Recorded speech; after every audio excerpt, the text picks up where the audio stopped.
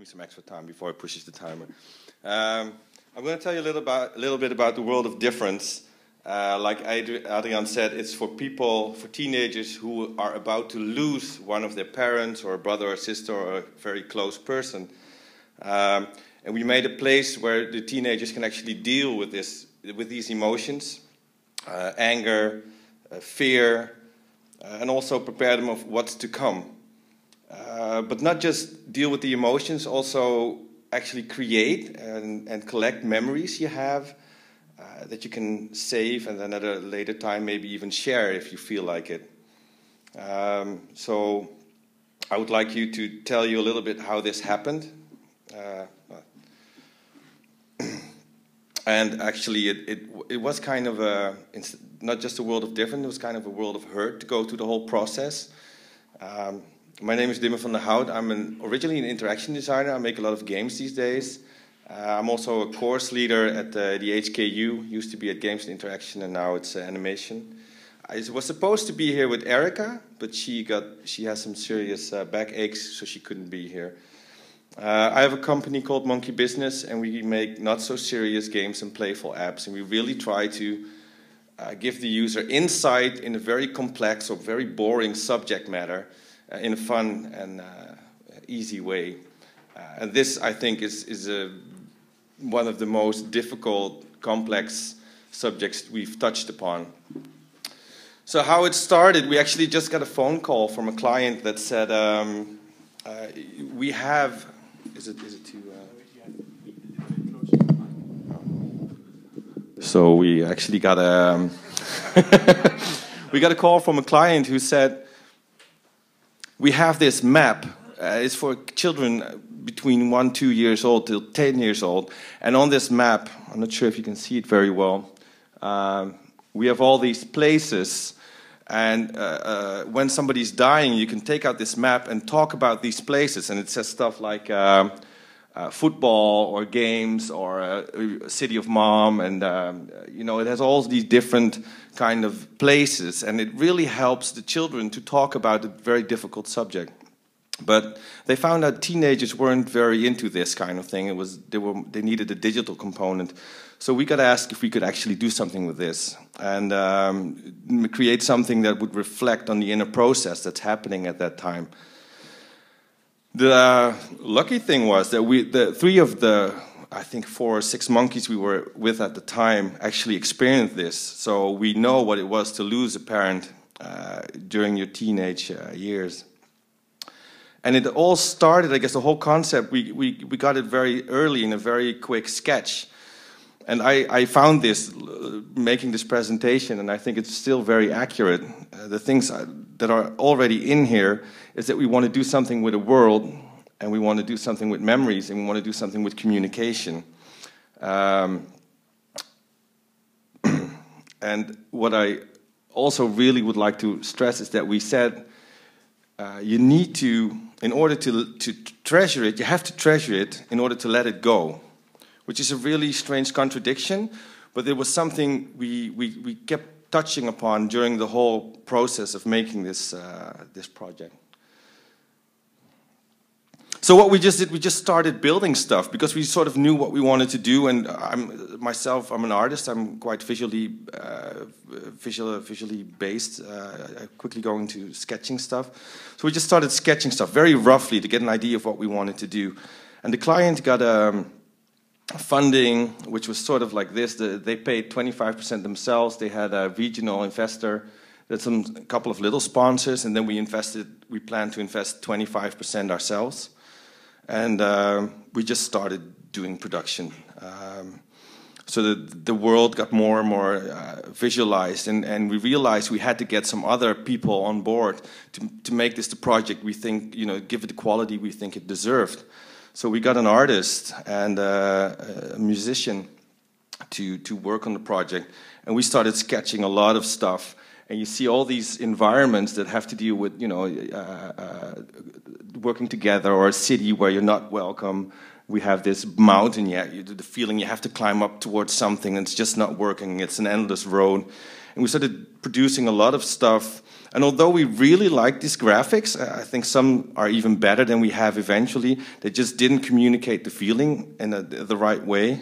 So we kept iterating and iterating stuff. Then we realized that we were still missing the whole upload the memory thing, and we need to share the whole thing. We were just doing production, and we needed to get back to the core idea.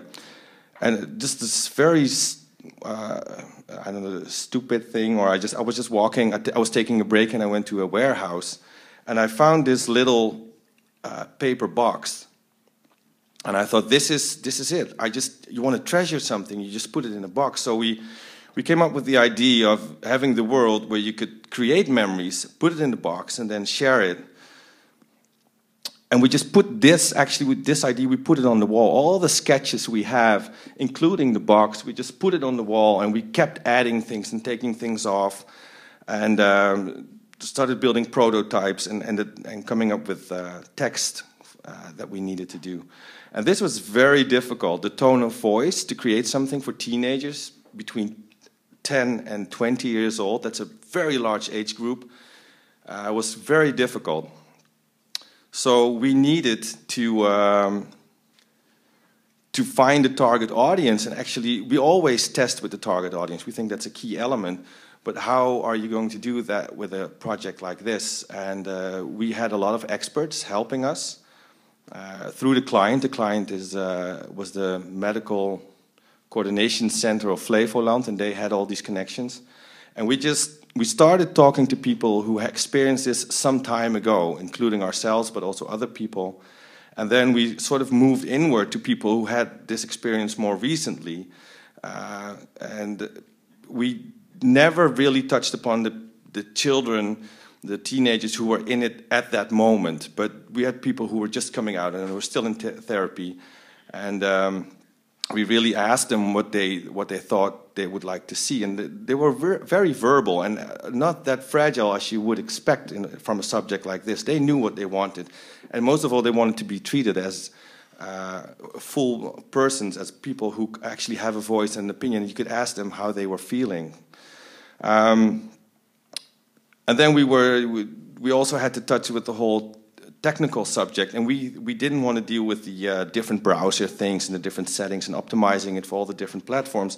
So we started out building it in Unity, which was a grave mistake. And when we were, I think, 25% into the project, we realized this would never work. It was just too heavy. It didn't communicate very well. So then we had to switch back to HTML, which gave us quite some delay into the whole process, and we had all these things that we really wanted in there. The project is not that big, but we wanted to have everything in there, and the list just kept getting bigger and bigger, and as the person responsible for the project, I just got really scared.